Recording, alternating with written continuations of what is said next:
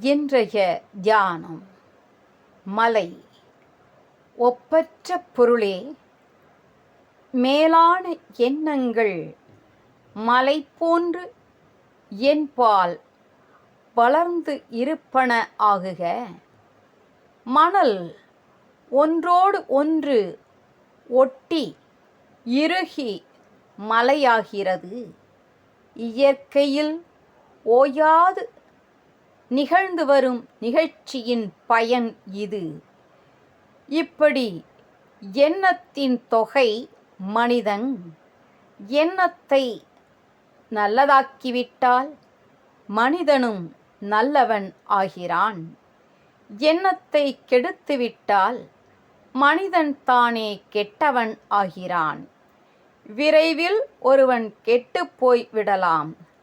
ஆனால் நல்லவன் ஆதற்கோ மலையின் வளர்ச்சி போன்று நெடுநாள் ஆகிறது. நிலையில் திரியாது அடங்கியான் தோற்றம் மலையினும் மானப் பெரிது.